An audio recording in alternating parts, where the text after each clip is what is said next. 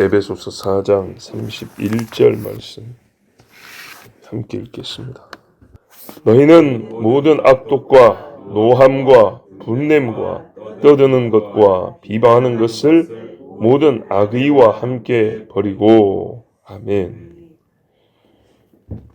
성령을 근심케 하는 일 두 번째 목록이 여기 있습니다. 첫 번째는 25절의 거짓말, 26절의 분, 또 마귀에게 틈을 주는 일이 포함되고요. 28절에 도둑질, 29절에 더러운 말, 이거 다 성령을 근심케 하는 겁니다. 중복되는 것 같기도 한데 오늘 또 31절에 몇 가지 목록을 더해줬습니다. 악독.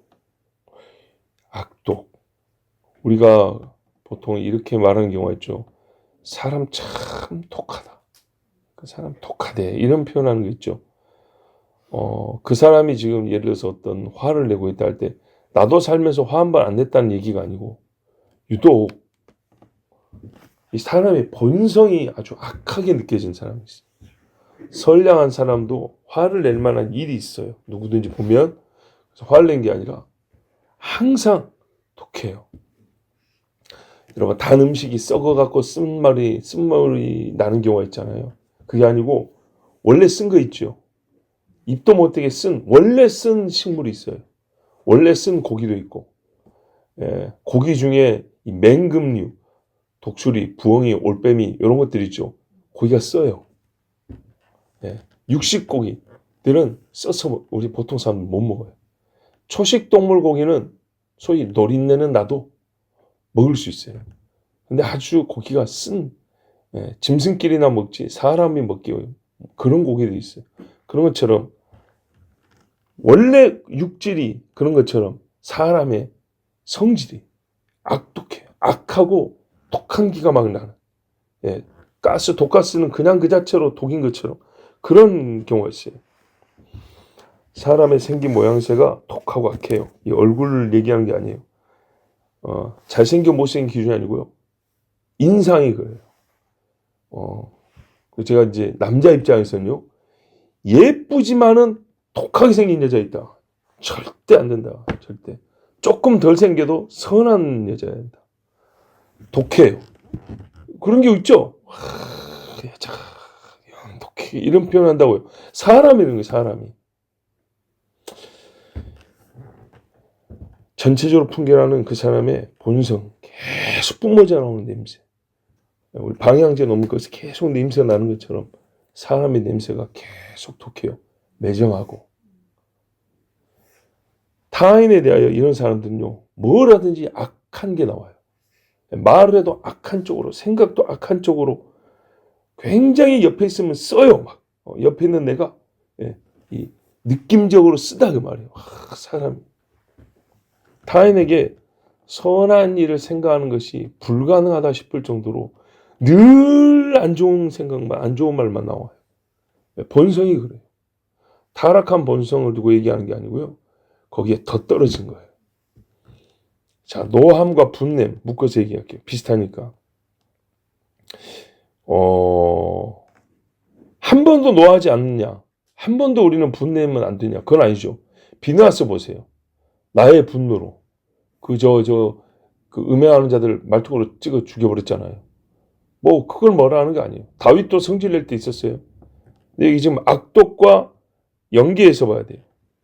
이게요 폭력적이고 다른 사람에 대한 이 반대적인 생각이 계속 우러나온단 말이죠. 이거를 표현하는 거예요. 항상 누군가에 대하여 저항 정신이 투철한 그런 성질이 나타나요. 수용, 긍정 또는 동의, 지지 이런 게 없어요. 이런 거는 표현 안 해.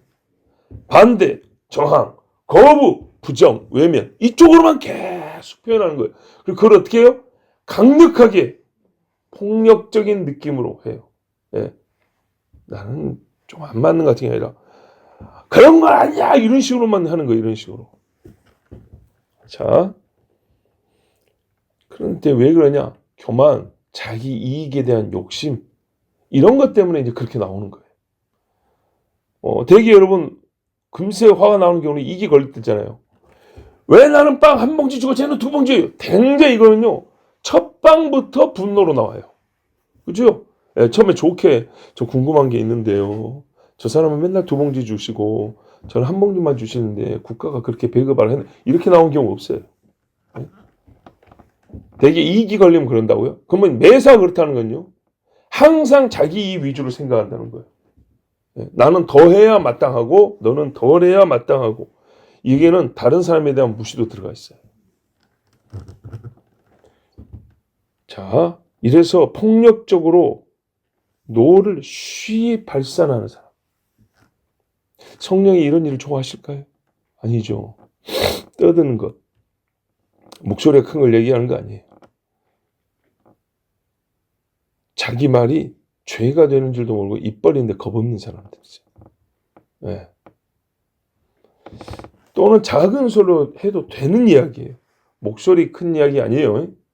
작게 말해도 되는데 일부러 크게 말해요. 누구 좀 들었으면 들으라고. 세상에는 남이 좀 들었으면 하는 말도 있는 거예요. 그건 연설하러 올라왔을 때는 들으라고 한 거니까 크게 하죠. 또 듣고자 하니까 말 좀 해달라고 하는 이런 상황이니까 크게 해야죠. 올라가가지고 강단에서 조그만하게 하는 그거는 또 안 어울리죠. 이거는 우리가 사사로운 자리에서도 남의 비밀이나 은밀한 이야기 같은 경우는 조용조용히 얘기해야 되는데 옆에서 무관한 사람들도 알게 노출시키는 거예요. 여러분 인지와 노출은 달라요. 예, 우리가 옆에 사람이 있다는 인지한다. 조심스럽죠. 노출은요. 그거 상관없이 그냥 막 살아버리는 거죠. 근데 그걸 의도적으로 한다. 우리가 봐보세요. 집에 사람이 있다는 걸 주변 사람들에게 인지시켜 줄 필요가 있어요. 섣불리 도둑질을 한다거나 우리 집에 대하여 악한 생각을 혹은 행동을 하지 못하도록 여기 사람 있어라는 거 헛기침 한번 하는 거 인지시켜 주는 거예요. 그런데요. 사람 있어가 아니라 문 열어놓고 샤워하고 그냥 나오면서 동네 사람들 보든지 말든지 이런 노출 돼야 안 돼요. 그런 건 아니죠. 실수가 아니라 자기를 노출하는 거. 예. 주변에 불량한 사람들이 지나다니 알면서도 항상 나는 몇 시에 출근하고 몇 시에 퇴근합니다를 알리듯이 집 밖에 문 열어놓으면서 오늘 날씨 좋네 이러고 나가 7시 저럴 때마다 아이고 힘들어 아이고 이 동네 사람들은 이러면서 저녁 6시 반 저 아줌마는 7시에 나와서 6시 반에 들어오는구나 모르는 사람이 없어요. 이런 식으로 자기를 노출해. 여러분 악한 사람들도요 사전답사한다 그러죠. 강도나 절도범들도 있잖아요. 미리 조사합니다. 은근슬쩍 어떤 패턴을 조사합니다. 이렇게 노출하는 건 어리석은 거예요. 어리석은 거. 네? 그런데 말을 그런 식으로 한단 말이죠. 떠들어대면서 노출을 자꾸 시킨단 말이에요.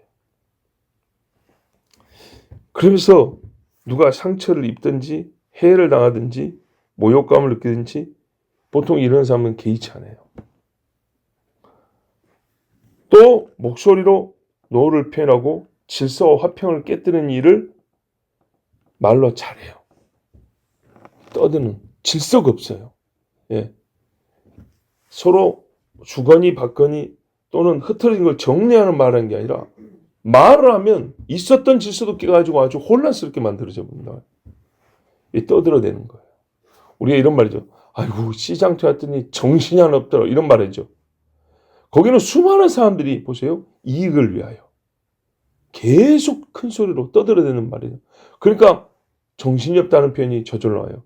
이게 교회 안에서 또는 사적인 대화에서 이렇게 나오면은 보세요. 이거는 영적인 화평과 우리 정신적인 온전함도 흐트러지는 일이 일어납니다.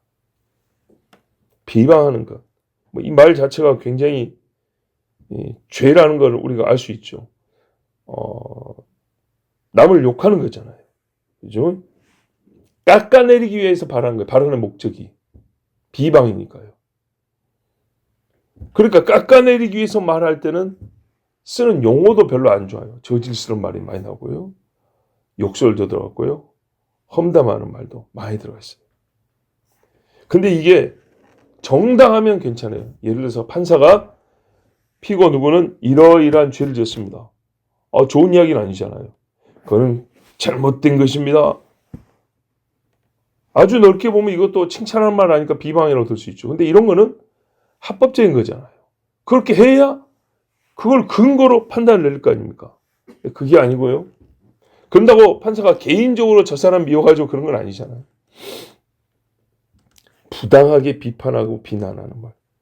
증거나 근거가 없는 속설과 소문, 루머를 재미삼아 말하는 것을 아주 좋아하거나 또 그걸 만들어내거나. 증거는 5%도 안 돼요. 그런데 이거 말하고 싶어 죽겠어 그냥. 근데 내가 생각해도 5%밖에 안 되는 걸 말하면 이게 소문나면 사람들이 거의 100% 믿어질 것 같아요. 근데 그거 생각 안 하고 그거를 알면서 해버려요. 5%에 의지하여 나머지 95%를 만들어버려요. 큰일 나죠. 그렇게 얘기를 해요. 또 별로 믿을만하지 않은 증거인데도 나는 믿어버리겠어. 예, 굉장한 보통 사람들 같은 경우는 그렇게 믿지 않을 것 같고 한번 신중하게 생각해 봅시다 할 건데 이 사람 교회만 들어가면 그냥 믿어버려요. 근데 그걸 칭찬하기 위해서 믿는 거냐? 아니, 욕하기 딱 좋게. 그런 쪽으로는 그냥 막 믿어버려요. 들어버려요. 그래서 말해버립니다. 누가 뭐라 하는데 내가 보기에는 그거 100% 맞아. 이러면서 이 얘기를 해버린단 말이에요. 야, 그래서 그 말이 책임을 집니까? 내가 잘못 말했어. 죄송합니다.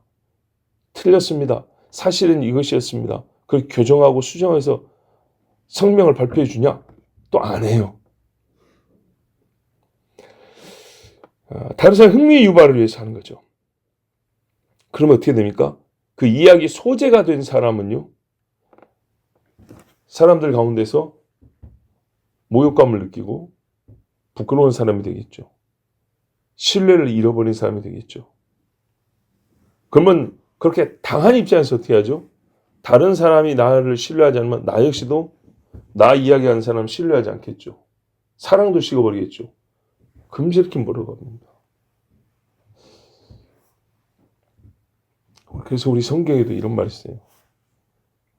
살인자를 판단할 때나 또 이제 교회 이 장로의 직분 있는 사람들을 판단할 때는 두세 사람의 증인 이렇게 말합니다. 증거 확보를 하라 그 말이죠. 예.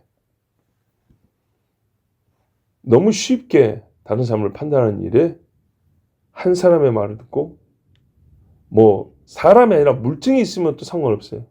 그런데 그냥 소리일 뿐이에요. 소리일 뿐인데 한 사람의 수정을 가지고 그렇다더라 해버리면요. 오히려 그게 죄가 되는 겁니다. 그렇게 하지 마라 그랬어요. 악독과 비슷한데 악독은 비교적 말할까요? 그냥 막 나오는 걸 하면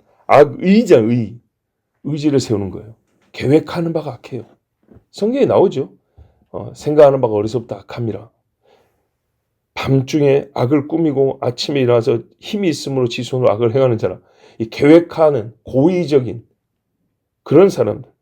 음모를 꾸미고 타인을 해치고자 하는 생각을 어떻게 이 사람은 그쪽으로만 이게 머리가 잘 돌아가는지. 특히 어린 시절에 보면은 남 괴롭히는 데만 특화된 머리들 있잖아요. 근데 그런 사람들이 커서도 그래요. 되게 악독한 자가 악의도 품어요. 예, 계속 악이 솟아오르게 이걸 어떻게 해소해야 될 거 아니에요? 그러면 악한 의지를 세워요. 악한 행동을 하고요.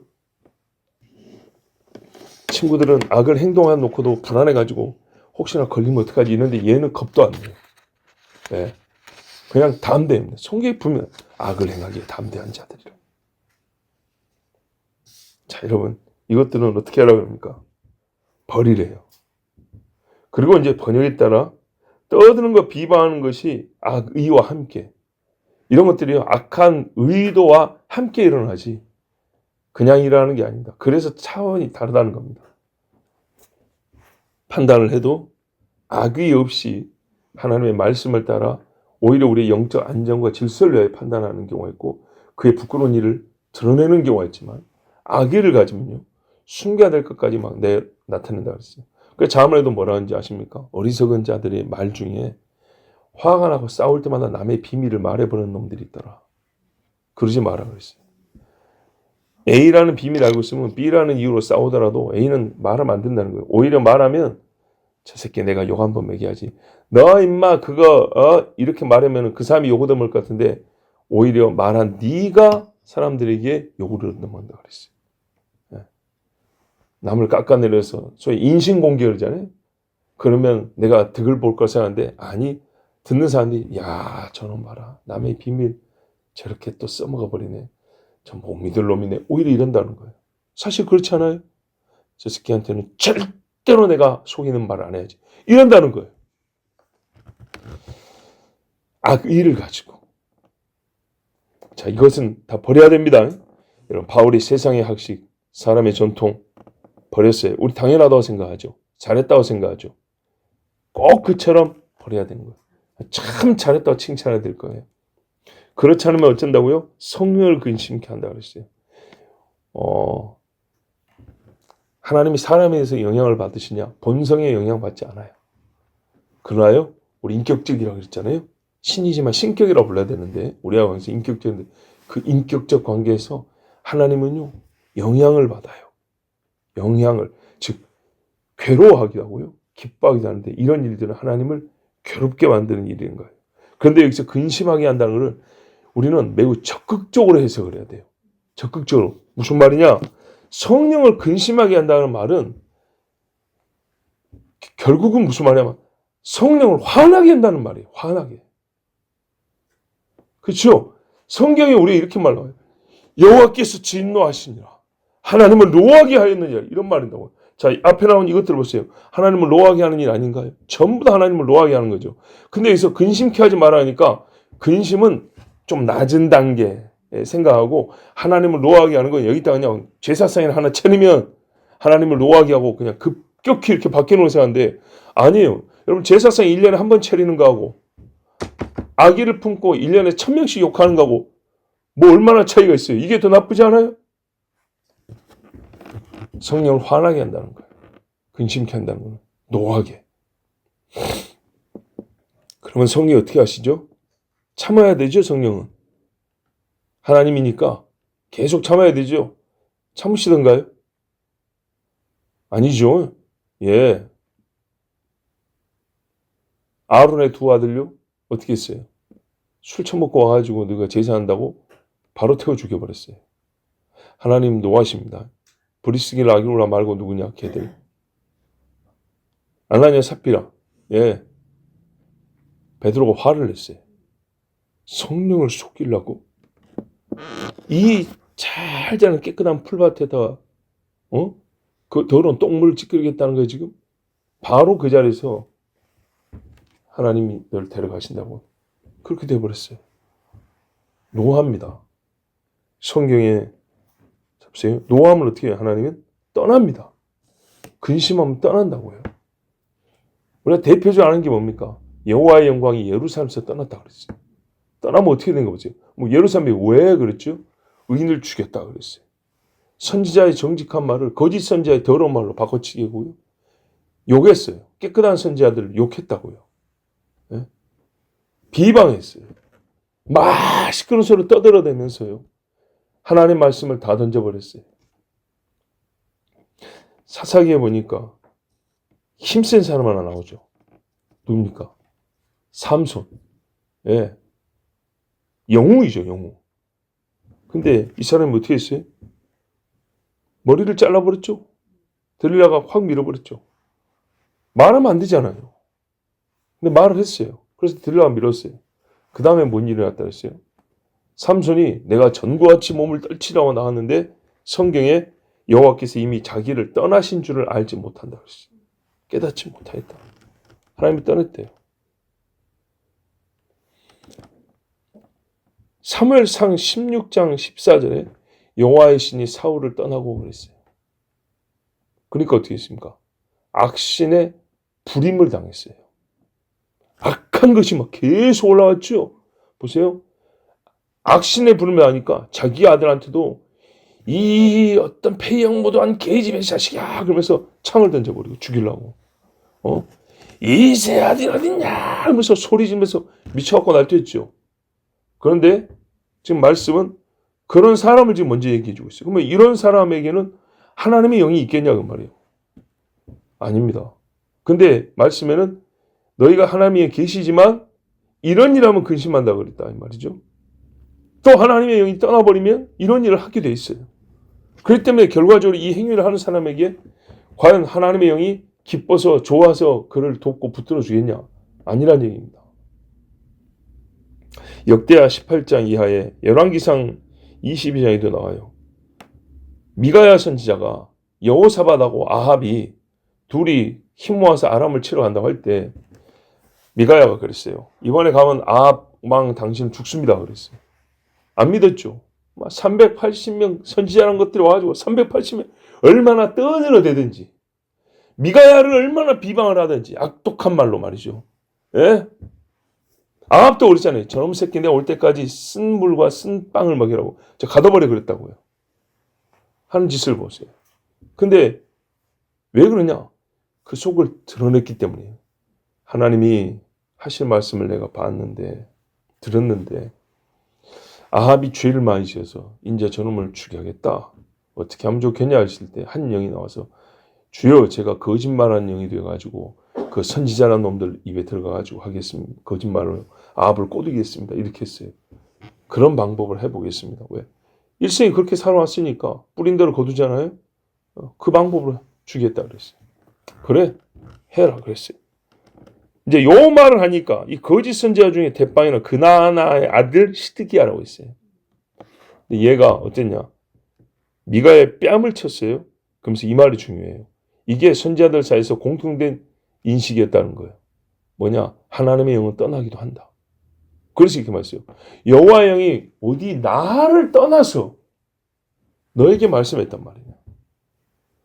뭐 너에게 하나님의 영이 있고 나에게 있던 하나님의 영은 떠났다고?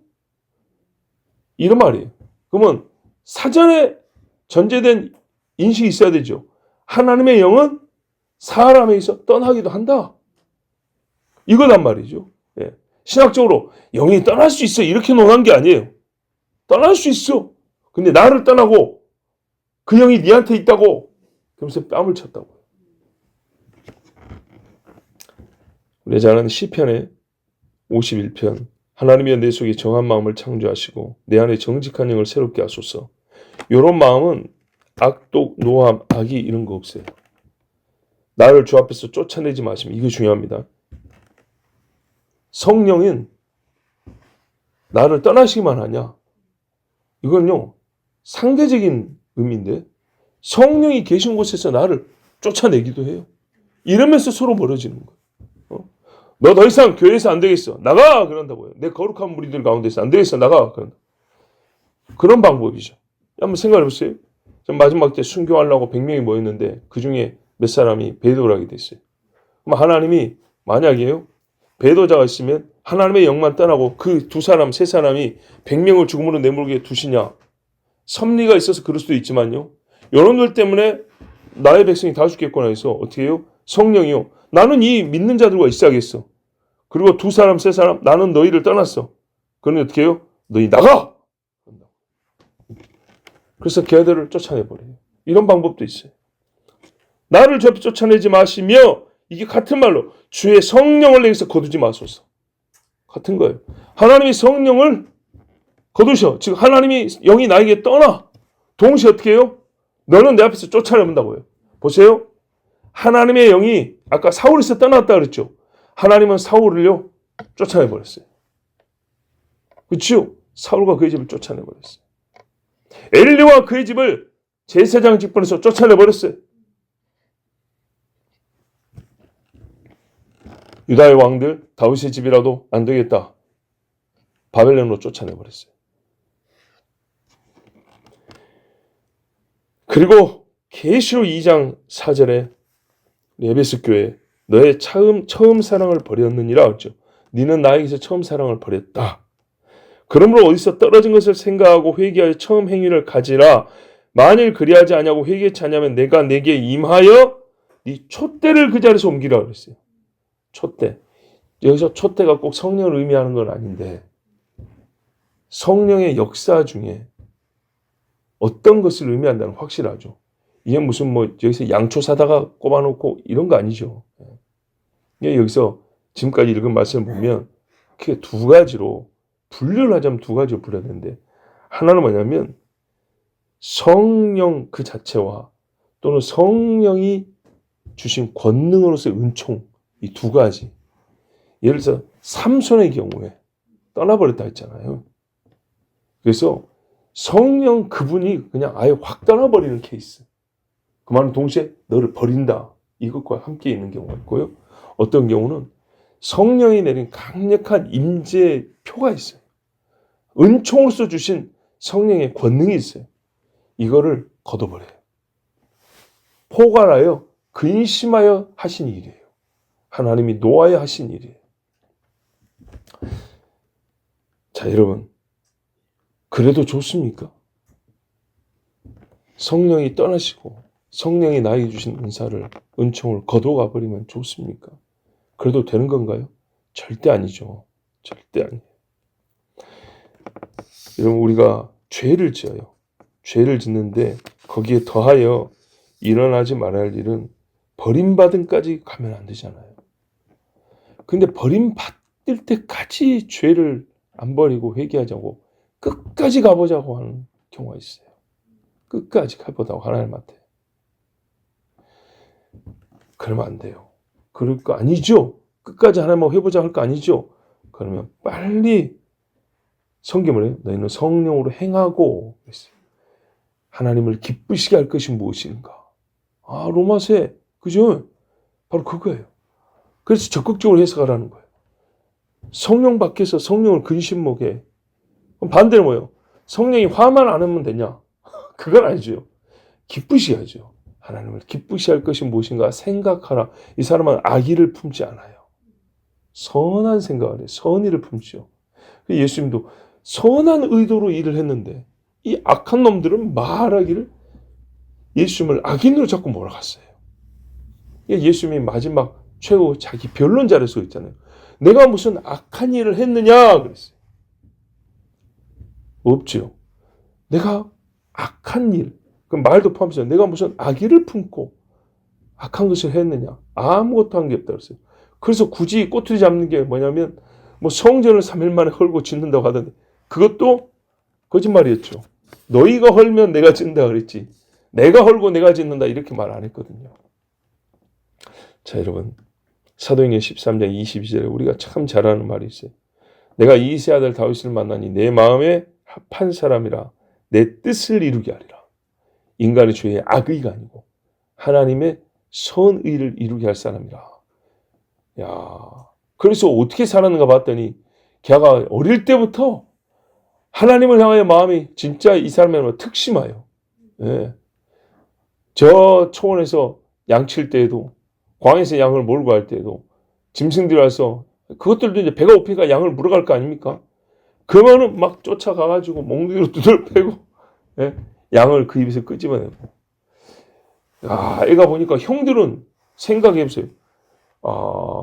옛날에 어떤 어른이 이런 말 하더라고요. 자기가 손자인데 손자를 이제 키워보니까 자식보다 예쁘다는 거죠. 그래서 손자 밑에서 큰 자식들이 되게 버릇이 없어요. 할아버지 밑에서 큰 애들이 되게 버릇이 없어요. 왜냐? 부모는 때리는데 할아버지 할머니는 자기는 나를 때리고 키워놓고 그래 때리지 마라 이런다고요. 손자한테는. 그래서 할아버지 할머니 밑에서 큰 자식들은 되게 이제 그렇다는 게 옛날부터 내려온 말이에요. 그리고 또 이유 중에 하나는 뭐냐면 때리고 싶어도 자식들 눈치 봐서 또 못 때리는 경우가 있어요. 예? 지 새끼 때렸다고 또 엄마! 아빠! 막 이런다고요. 그래서 이제 그러는데 그 손자가 그렇게 예쁘단 말이죠. 그것도 사실이고 예뻐서 차마 때릴 수가 없어요. 이게 이제 맞는 건데 그런데 그 할아버지가 자기가 손자로 살 때 이야기를 하는데 내 할아버지는 내가 할아버지가 되었고 손자들을 보면 이렇게 예쁜데 어찌 내 할아버지는 자기 아들들이 5명이나 있고 큰 자식들 20대 청년 아들인데 10살밖에 안 된 손자의 나한테 나무를 해오라 했을까? 이해가 안 된다. 이해가. 그럼 아들로 볼 때도요. 형이 7이나 있어요. 막내 혼자 저기서 양치네, 막내가. 그 좀만한 애가. 그럼 형들은 뭐 한 거예요, 도대체? 하려면 이게 맞는 거잖아요. 곡식이 없어요. 곡식이 없는데 야곱이 형들을 보냈다고요. 근데 물론 당시 형들도 나이가 꽤 많아요. 근데 100살 넘게 살 때이기 때문에 40대, 50대는 청년축에 속한다고 할 수 있어요. 왜? 요셉이 지금 30대니까요. 지금으로 보면은 그 아들들이 지금 20살, 30살 먹을 때 가까이 됐는데 이 형들이 4명의 여자가 돌아오면서 낳기 때문에 일렬로 세운 건 아니니까 예, 짧은 시간에 태어났지만 그래도 큰형하고 요셉은 최소한 10살은 차이 났을 거란 말이에요. 근데 아이 50줄 된 사람들을 곡식 사러 보낸단 말이죠. 근데 할만하니까 이제 보낸 거예요. 애끼는 애는 이렇게 남겨놓는다고. 근데 이 새는 좀 이상해요. 막둥이가 저기서 일하는데 멀리 있어가지고 밥창 세워놓고 사무엘이 한참 예. 네, 다윗을 보는 거예요. 그래도 애가 그 조그마한 애가 형들인데 꽤 맨날 나만 이러지 않았어요.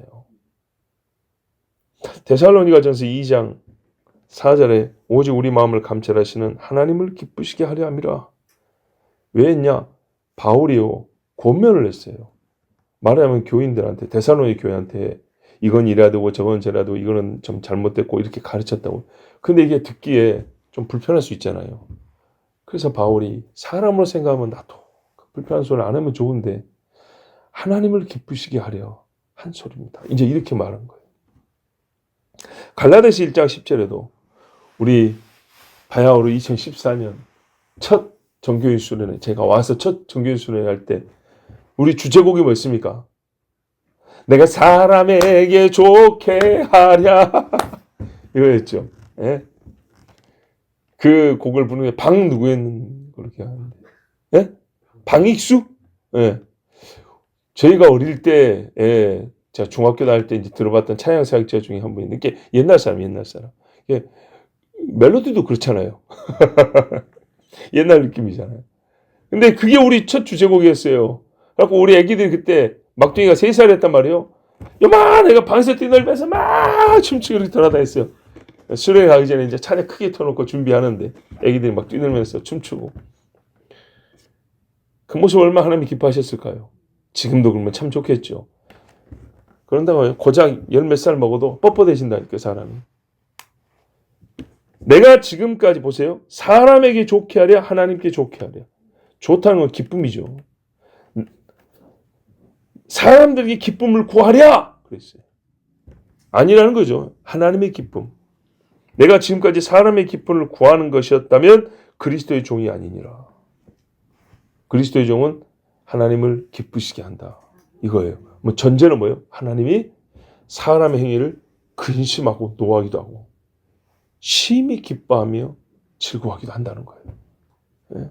그래서 바울이 나는 사람의 기쁨을 구하지 않냐고 하나님의 기쁨을 구한다. 왜? 그리스도의 종이니까 주인을 기쁘게 해야지. 이게 바울의 말이었어요. 그래서 갈라디아서 쓰는데 굉장히 갈라디아 교인들한테는 불편한 말이 많았어요. 그렇죠? 시작하면서부터 어디서 그따구 복음을 듣고 지금 이 짓을 하는 거냐 하면서 너희가 성령으로 시작하지 육체로 막 치느냐 하면서 막 난리를 쳤죠. 이게 왜 그러냐? 사람의 기쁨을 구하는 것이 아니라 하나님의 기쁨을 구하기 때문에 이렇게도 편지를 쓰는 거예요. 네. 자, 우리는 성령을 기쁘시게 해야 돼요. 그래서요, 어리고 또는 알면서도 외면하는 경우도 있기 때문에 구체적으로 말 안 해줘도 이제 장사한 자는 깨닫지만 그래도 한 번 더 구체적으로 몇 가지를 가르쳐 주신 게 이제 32절이에요. 서로 친절하게 행하며. 예. 여기에 성령이 근심하지 않냐고 기뻐하는 일들이에요. 그럼 보세요. 여기에 믿음은 없잖아요. 그죠? 여기에 사랑이란 말은 없죠. 여기 소망이란 말은 없죠. 그래서 좀 질이 떨어진가요? 좀 급이 떨어지나요? 그렇게 보면 안 되는 거예요. 우리가 이런 32절을 딱 놓고 로마서 1장이나 3장의 몇 구절을 딱 놓고 비교 그렇게 들으면 안 돼요.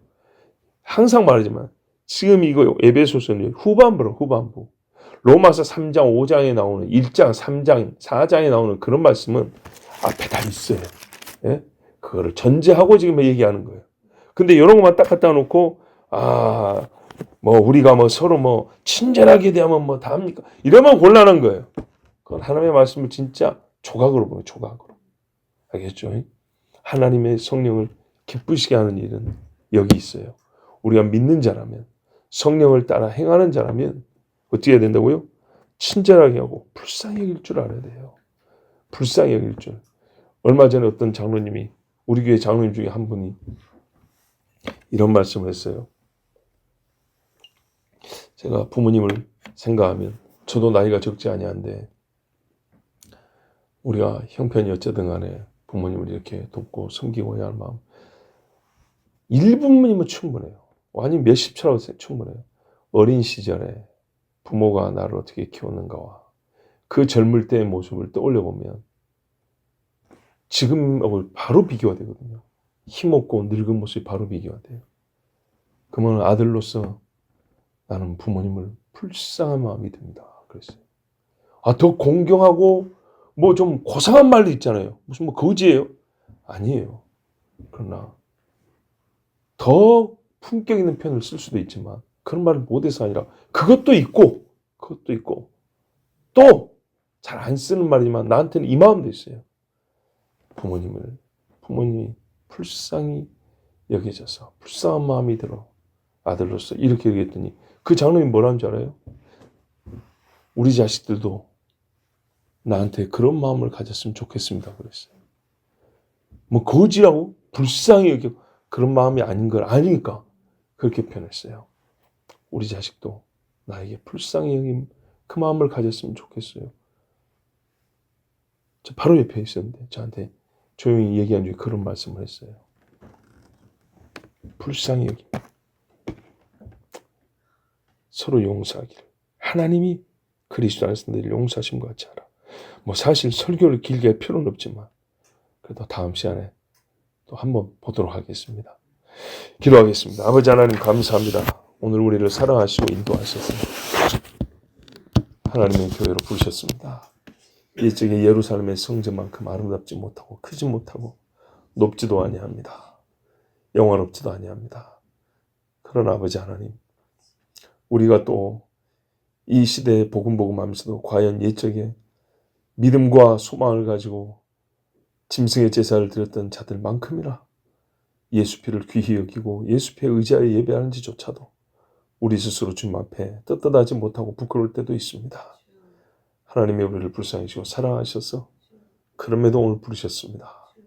성령을 근심케 하는 자가 되지 말고 성령을 기쁘시게 하는 자, 하나님을 노하게 하는 자가 되지 말고 하나님이 정말로 즐거워함으로 나를 주목하여 보실 만한 주의 자녀들이 되게 하옵소서. 예수 그리스도의 이름으로 기도하옵나이다. 아멘.